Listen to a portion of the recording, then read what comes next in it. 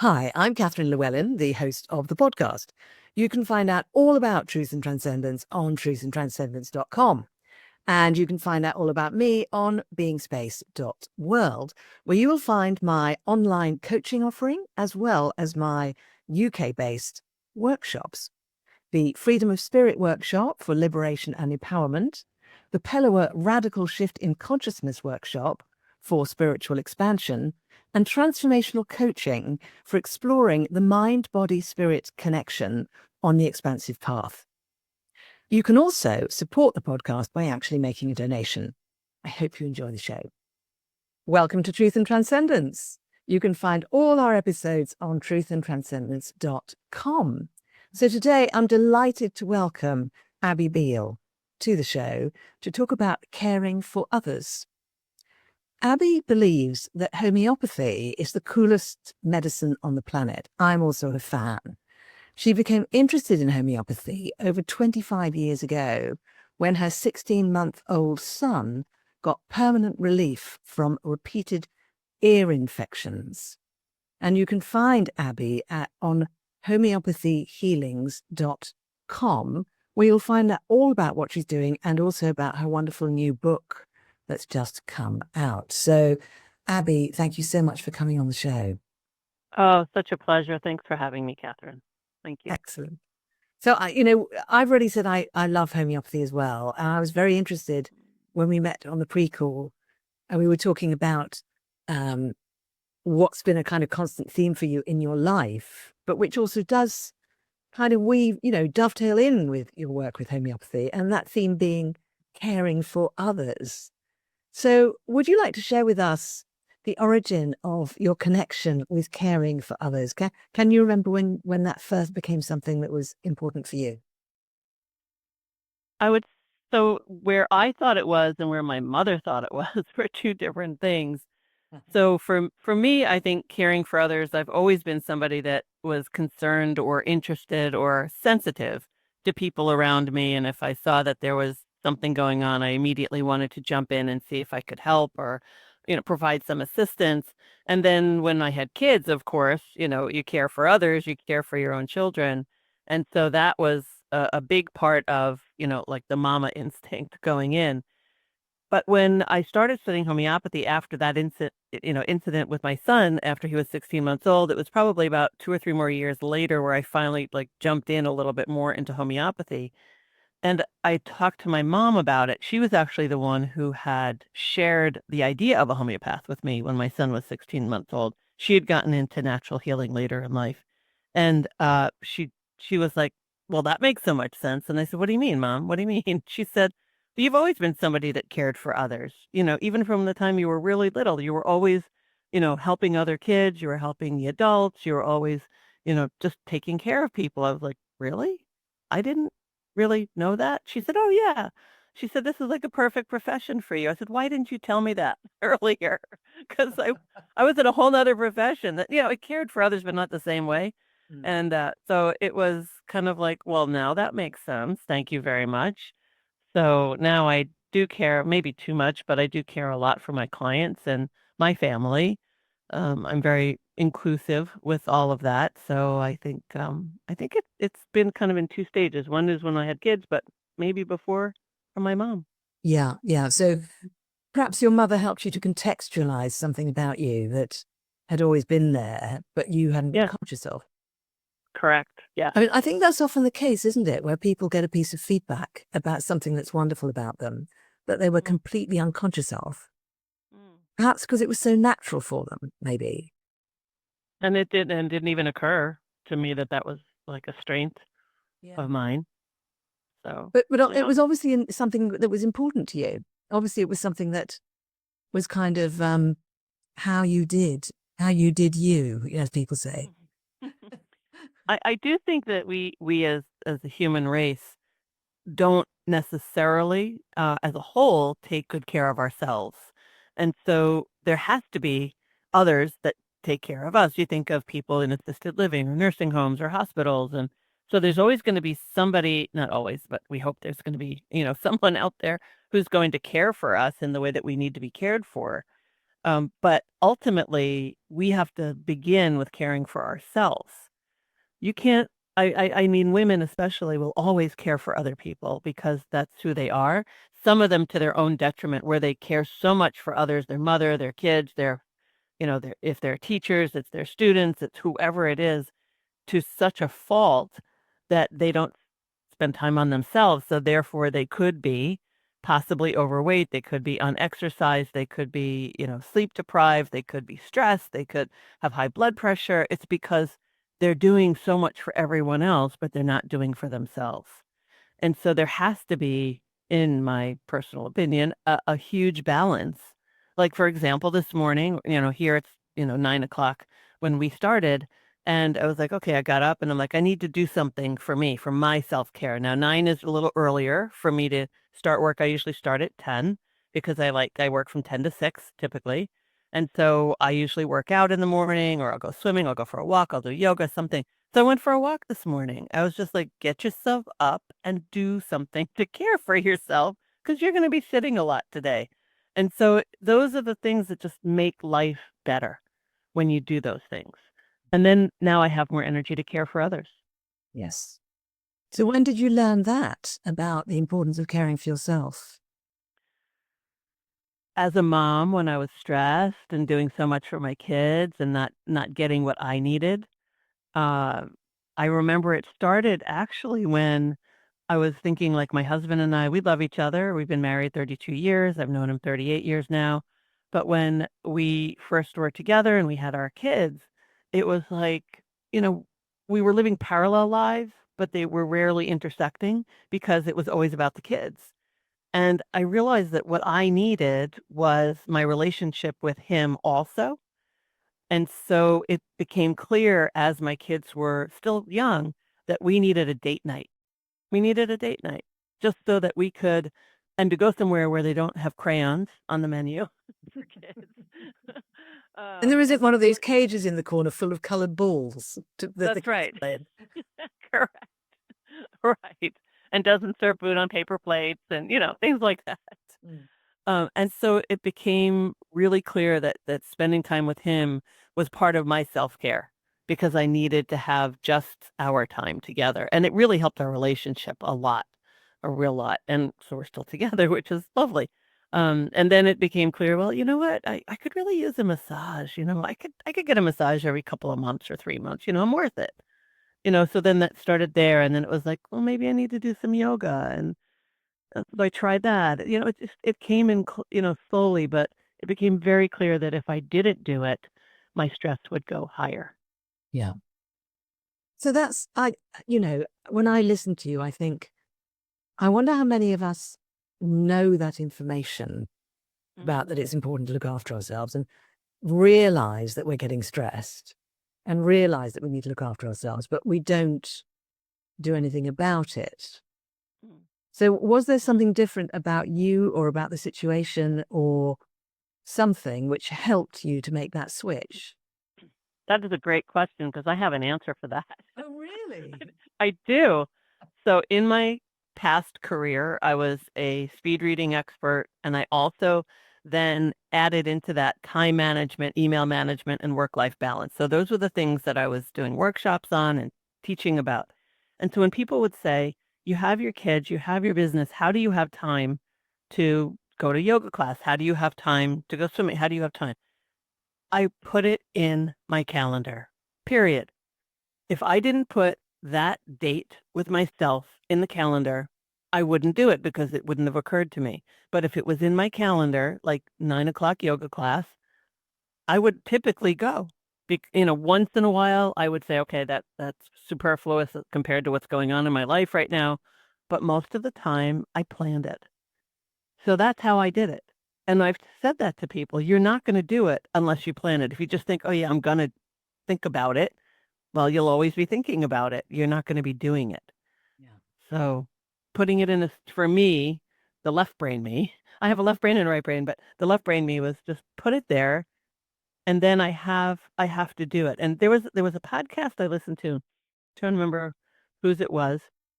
If I can think of it, I'll tell you, where there was this it was just a life-changing moment when I heard this, and it was only probably like 5, 6 years ago, where the person was saying, you get in the morning, you're thinking, okay, I got to go to the gym, before I go to work. And you have a choice right there. You have the choice to either say to yourself, all right, I'm going to go to the gym because at the end of the day, you get peace. If you stay in bed because you say, I need more sleep, I don't want to get up, you get pleasure. But which would you rather have at the end of the day? Ooh, Do you yeah. want that small pleasure or do you want peace? And I'm going to say 8 out of 10 times I'm choosing peace because to me, I love knowing that I did something today that was for me. And so I share that because to me, that was a very powerful, powerful thing. That is powerful. Do you want that piece of pleasure or do you want peace? That is powerful because pleasure is Hmm. fleeting and peace is lasting. Yeah, at least for the whole day. Yeah. That pleasure was great for the whatever the hour that you might have spent in bed, but that hour that you could have spent going to the gym, going swimming, for a walk, taking yoga, whatever it is that you do, huge, humongous for the day. Because that was going to be my next question. What do you do when you've got the time for your, let's say you're going to do an online yoga class, you're at home Mhm. Yep. and you've got the time set, you've got the time, you've got plenty of time, but then you go, yeah, I'm just too tired because I'm Mm. so overworked, etc. And you get sort of caught in that thing of, I'm too tired because I'm overworking, because I'm not looking after myself, because Mhm. I'm too tired, because, that kind of thing. And what you said about putting it in the diary, but also saying, do I want pleasure or peace? That's very Mhm. powerful. I think of it every time I'm thinking, what am I doing right now? Because I'm a morning person. Oh, I wouldn't say that now. I used to be a morning person, but when I get up in the morning, I have to think, okay, what am I going to do before I start work? Yeah. So, yeah. Mhm. Wow, very It's powerful. good stuff. Very Yeah. powerful. Mhm.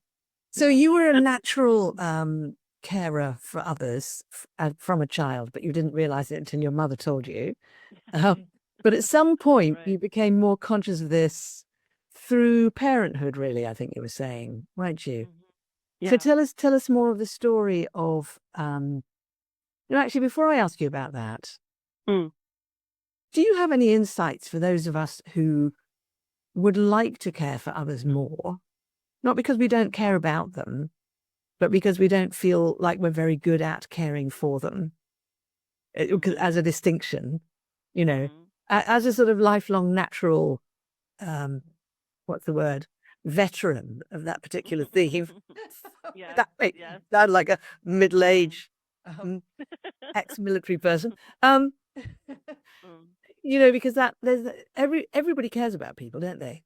But not everybody feels like they're good at, well, on some level, most of On us. some level, I just know, and I think I'm sorry about narcissistic men. There's a lot of them that are out there that really don't care about anybody. It's only to their own advantage. So that's when I was like, yeah, I don't think everyone cares, really deeply. So, all right, go ahead. I kind of choose the worldview that says, I like to think that most people care about other people. I Um, want to believe that. I do. okay, let's just go with that for now, notwithstanding what you just said. Um, but caring about other people is not the same as being good at caring for people, is it? Mm, no, And no. would you like to share some insight about that distinction, what you've learned about that distinction for yourself? And that might be So helpful for people.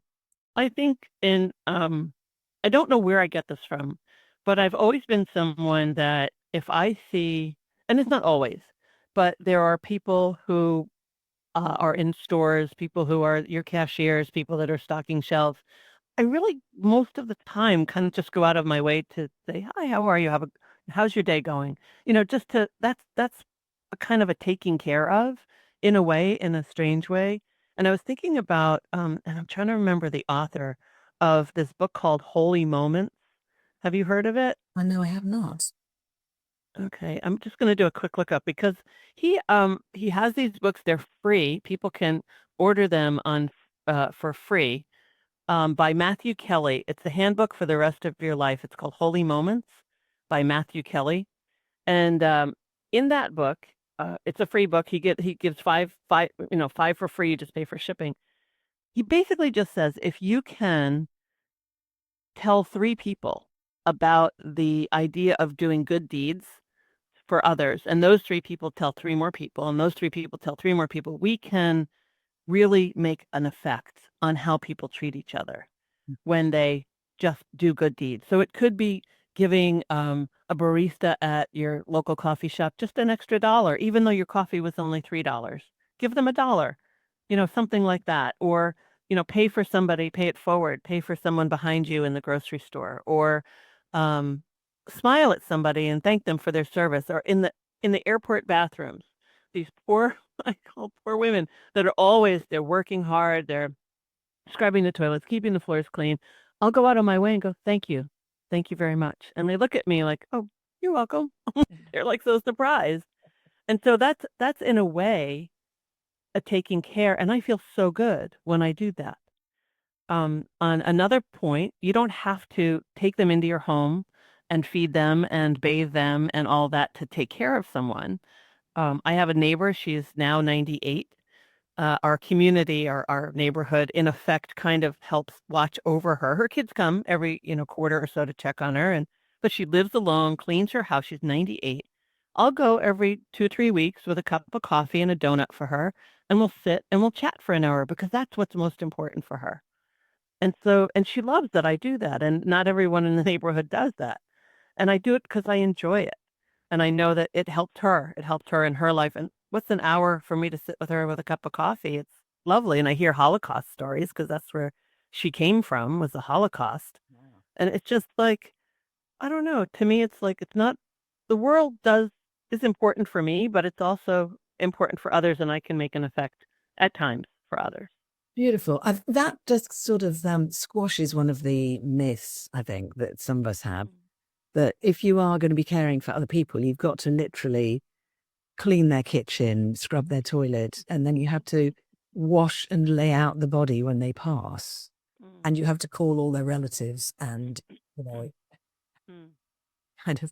That's I kind of did that with my mother. I mean, but that's my mother. I didn't do it with strangers, and I typically don't have it with other people that are not that close to me. But caring for others is it's a touch point. I call touch points, or calling a friend who just lost their cat and go, hey, we talked last week that you lost your cat. How you doing? You know, that's it. You just check in, spend a few minutes. That's it. It sounds like you've got kind of a rhythm in relation to that, but it's like a kind At of a, times. I At know, times. it's like somebody. I've got a rhythm of I always look at the sky in the morning before I have breakfast, and I Oh. always look at the sky at night before I get into bed. Hmm. Because for me, that's just my rhythm. I just always do it, and Lovely. it's just it means I'm more connected to the bigness of existence. It's very, very powerful. Yeah. Now, I never think about it now. It's just a rhythm. And is Mhm. that what you're describing sounds like a rhythm in that same sense of it's just something that you do. Mhm. And have you always done that sort of thing? In some way, shape, or form, maybe more as I've gotten older and more comfortable in myself and more integritous of who I am and what I do. I think it's probably grown more so. I will say, and this is complete transparency, there are days where I'm just a little irritable, you know? Believe it or not, I get irritable. And when I'm really irritable, I sometimes don't pay as much attention to others. I'm just in my own little head, and I just have to get through whatever it is I'm getting through, and then eventually I come out of it in a short time, and then I'm back to my regular self. But there are times that I will just breeze through, not say anything, just like, who cares? But thankfully that's not very often, but it happens. Oh, good. Yeah. So you are actually human then. That's a Oh really. gosh, yes. I And just proved it. it's also very reassuring the way you talk about it in the very Mm. sort of non-dramatic, down-to-earth way that you talk about it, because Mm. it can be possible to think about caring for others and turn it into a whole kind of spiritual mission thing, kind of a Yeah. simply, I've got to sacrifice myself. And you've been very clear that that's not what it's about. And you have to look after yourself before you can Yeah. take care of others. So, Yeah. I appreciate the energy of that. It's encouraging and reassuring. And I hope so They for had, listeners as well. thank you. I wanted just to share something I remembered from this was again probably maybe 10 years ago from a distant relative who turned 60, and for his 60th, she said, "This year I'm going to do 60 acts of kindness." And I was like, "Wow, that's wonderful. So, like, give me an example." And she said, "Well, I might, put a quarter in a homeless man's jar, or I might smile at a cashier or this and that." And I'm going, I freaking do that all the time. And I'm like, I am thrilled she's getting turned on to this, but I'm like it's just that's just part of who I am and what I do. And when she said that, I said, "You go, girl. I think that's great." But that she had to intentionally make that plan and to start like looking outward from her own purview was eye-opening to me that people don't do that. And I was like, wow, wow. And I'm just glad that she did, and I hope she's kept it up. We haven't talked about it really, but I didn't want to make her feel bad if she wasn't doing it, so I haven't asked. Has she called you and asked how you're doing? We haven't talked probably in a few years just because she's now a distant relative. Oh, right. Yeah, yeah. Because that would have been a demonstration that she's still doing acts of kindness if she called you out of the blue to say, "Abby, how are you doing?" Yes, right. No, it Maybe hasn't she'll. happened. Maybe she'll watch this podcast and you'll get a call. Oh, Abby, for no reason, I just thought I'd call you. yeah. Maybe I'll tell her about this podcast, and then she'll call me. Exactly. See? Right. Yeah. Brilliant. I love it. Mm. So would you like to share with us a bit more about this whole journey of discovering homeopathy and getting very involved with that? Sure, I'm happy to do that, because it has been a journey.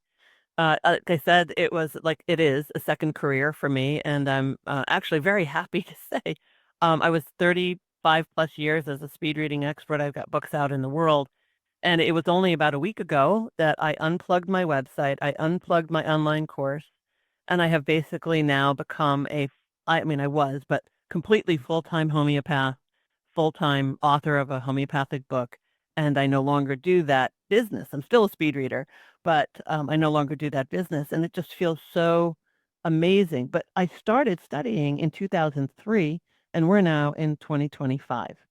So it's been a journey, to say the least. But from the time that I learned, it was 1997 when my son had that issue. And so from then is when I started to get very curious about it. In 2003 is when I started studying in earnest. And then it took me about 10 years part-time because I had my kids and I had this other business to become nationally certified here in the States. So I'm a certified classical homeopath, and I'm also affiliated with the North American Society of Homeopaths. And so I have that certification as well. And so having those makes me feel more justified to do homeopathy. It's kind of like here we have accountants can be like bookkeepers or accountants, but they also get a designation called a CPA, which is a certified public accountant. And so the CPAs are more desirable when people are looking for an accountant because they have that extra training.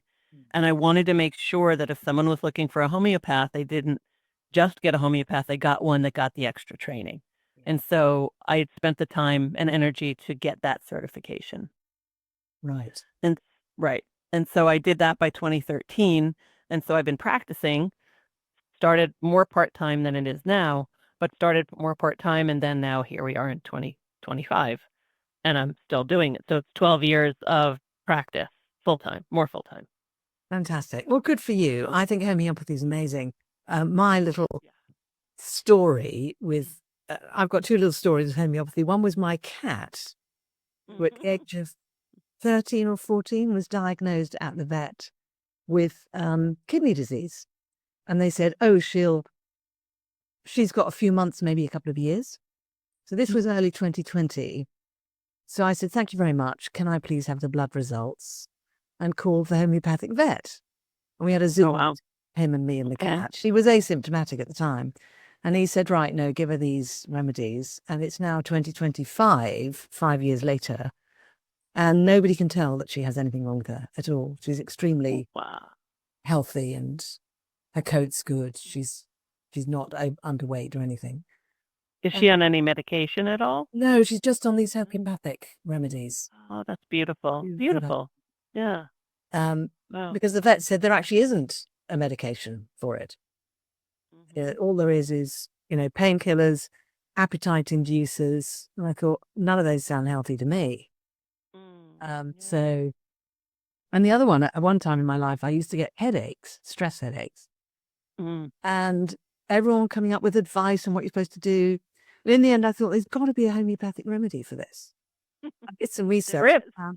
3 remedies for 3 different types of headache. There were actually lots of remedies for different types, but there were 3 types I was getting. And I found these 3 and I got them. And I started using them if I had a headache, and they've just gone. That's what homeopathy does. It makes something that was very present in your life become less and less and less, to a point where it's almost not, or pretty much non-existent when it works the right way. Exactly. Beautiful. Yay. So yeah, it really is very, very powerful to use. And may I just ask, with the condition that your son had, the ear infection, did you find out what that actually was, or what was it, like just a mysterious ear infection? Back then, I had no idea. I was nursing him still, so he was when it started, he was 9 months old, and so you think when you're nursing, these things probably shouldn't happen. In hindsight, and things I now know, and I hope your listeners will understand this, that he was imprinted with vaccines. And I think the vaccines, he had an allergic reaction and his body was having an issue with it. So over the time that he was even being treated for this quote unquote set of ear infections, I think it was one ear infection that never went away, that he was still getting vaccines because I didn't know any better. Excuse me. And so I do believe now that had something to do with it. He also had an allergic constitution that kind of came through from my my lineage, which is also part of it. But that's kind of what I'm thinking. And then you give someone antibiotics, a lot of antibiotics before the age of 3, they typically end up very allergic and asthmatic. And so I do treat those kids now who have had tons of antibiotics as young kids, people who've been vaccinated, people who have allergies. And homeopathy can work beautifully for that. But we don't know that these are the things that could cause it. Yeah, I see. Yeah. I hadn't realized. So how old was he? 18 months? Well, he was 9 months when he first started with the ear infection. I hadn't realized that babies are vaccinated prior to 9 months. I hadn't realized that. They're vaccinated the minute they're born. I hadn't realized that. They are. And now especially it's even more than it was in 1995 when he was born. Right. Yeah. So for some babies, that's going to be quite a shock to the system. Yes. Yes. There's a lot of issues. Autism's been going up. And so you kind of wonder what's that all about? Well, what's the difference? Autism wasn't a thing when I was growing up. Yeah. Much, not at all. And then what's different in what happens to children? Our food supply, of course, is a part of it, and the toxicity in our environment, and the 5G, and all kinds of those kinds of environmental factors. But then you add in the possibility of the imprint of medications and vaccinations. It's a lot. I mean, when I was born, there were, I think, 6 to 8 vaccines that I got from the time I was born to the time I was 18. And now kids are getting over 50 jabs of 72 vaccines. It's amazing. It's scary to me. Like this immature immune system has to deal with all of these toxins. That's where I come from, and I get very concerned. And I think the world is beginning to understand its issues around that. But this ear infections is a common thing with kids, and to me, it's typically tracked to something that has been ingested or injected. Yeah, that makes sense. I haven't had my own children, but I have had a number of cats over the years, and sometimes they've got ear infections, and it's always been a sign of weakness in the system caused by something. It's never actually been caused by the exception being like mites. Mites are mites. That's external. But separately from that, it's been because there's something metabolically wrong that needs to be addressed.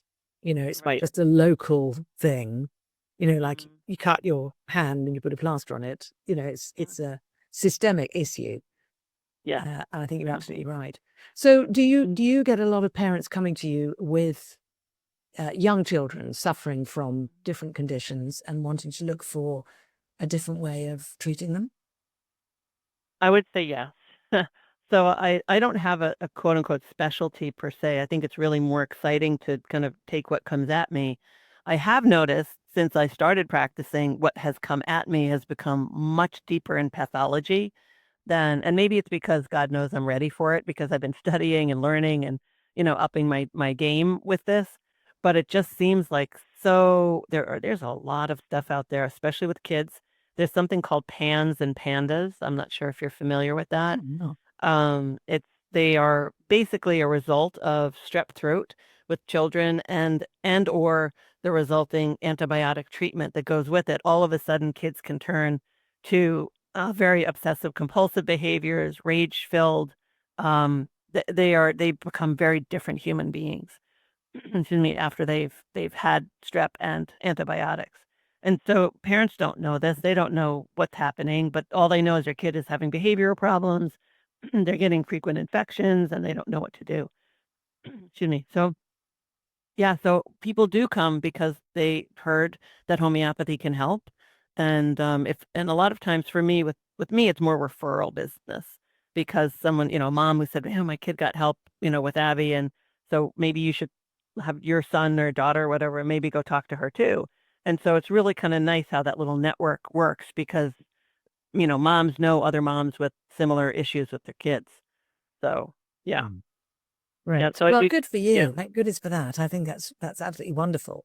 Because these Mm. these precious children are vulnerable, aren't they? Their little tiny systems are not yet fully developed. So No. they need to be Mm. really cared for, don't they? I think parents need to be very discerning. I think and I grew up in this world where you went to the pediatrician and basically whatever the pediatrician said goes, and the doctor was God, and that was what it was. And now I do have deep respect for medical doctors.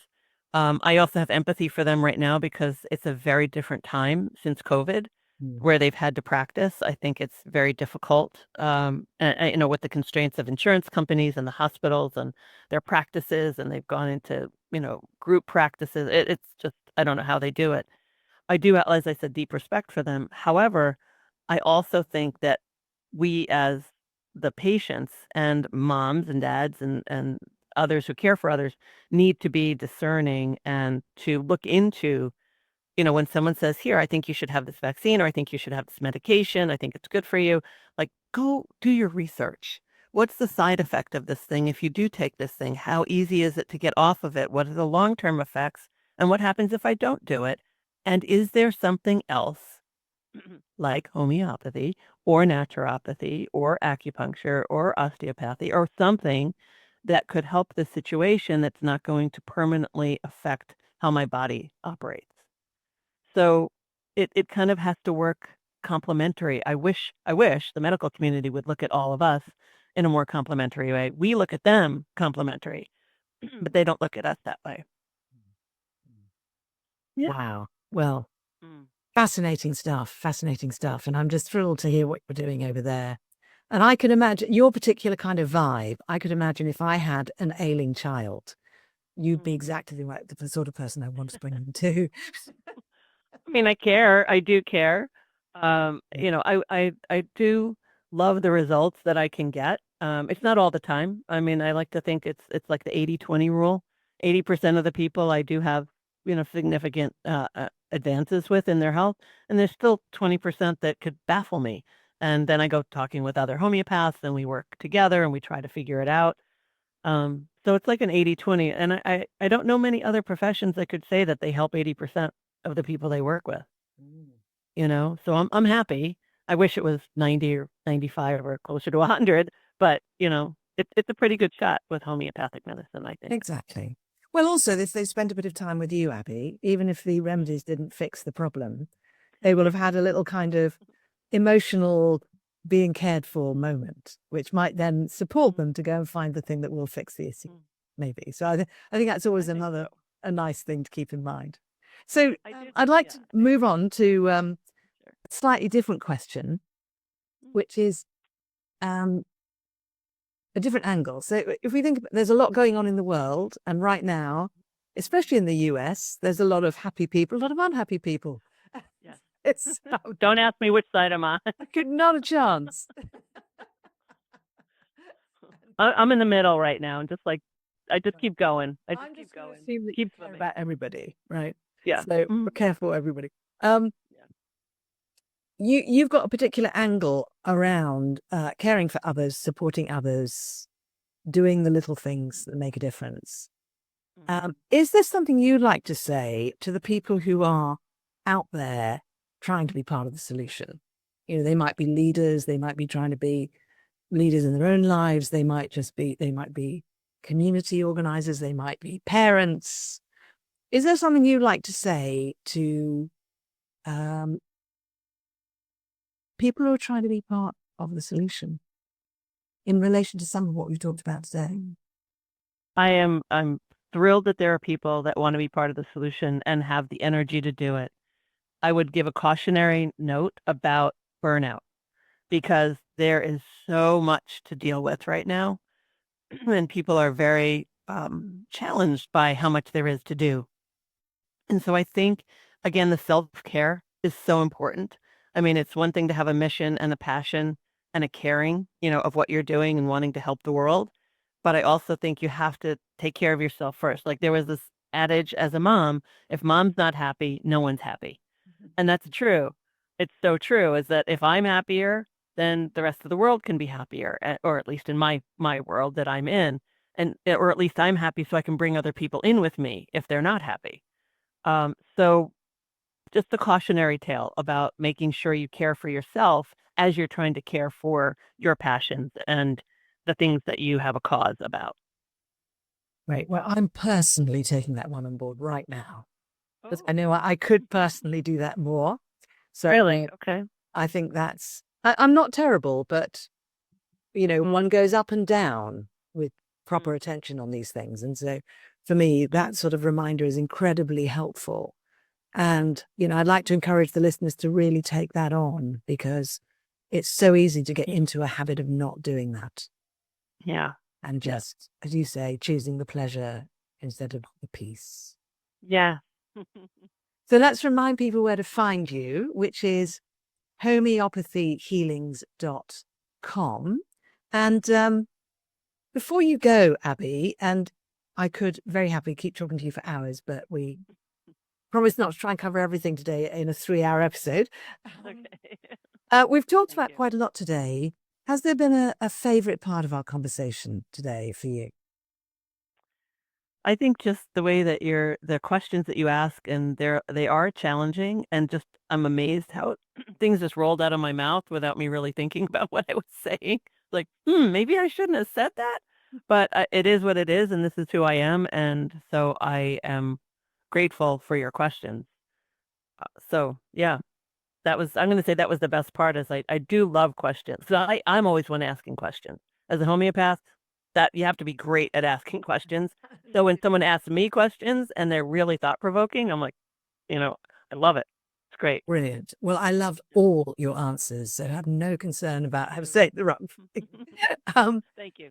and I'm asking my guests to do this now, if you'd like to, which is there some sort of reflection question or inquiry question that you would like to give the listeners to carry into the week to come that would help them connect more with whether it's about caring for others, whether it's about caring for themselves, or whether it's about, paying attention to their wellness and looking at, interesting natural ways of treating their wellness? A reflection question. Maybe what's holding you back from really caring about yourself as much as you should, especially when someone's telling you you need to be doing something and you're just listening to it. So, what's holding you back from making that time to pay attention to what it is that you need to be paying attention to, be it your health or your environment, your relationships? What is it that's holding you back? brilliant question. Thank you so much. Thank you. Wonderful. Thanks for the question. You're great. You're great. Thank you. So I'm just going to do my usual little closing bit for the listeners, and then thank you for being here. So that's all for Truth and Transcendence today. You can find our other episodes on truthandtranscendence.com. Be sure to give us a thumbs up, a 5-star rating, and share with your friends, and comment on what we were discussing today. So from me and Abby Beale, and Abby, thank you so much for coming on the show. My pleasure. Thank you so much for having me. My pleasure. Have a great week, and I'll see you next time. I hope you enjoyed this week's episode. It really helps if you give a thumbs up, a 5-star rating, a review, and share with your friends. If you're looking for transformational coaching or an intensive transformational weekend workshop experience, I can help with that. You can actually help the show by making a donation. Until next time, take care.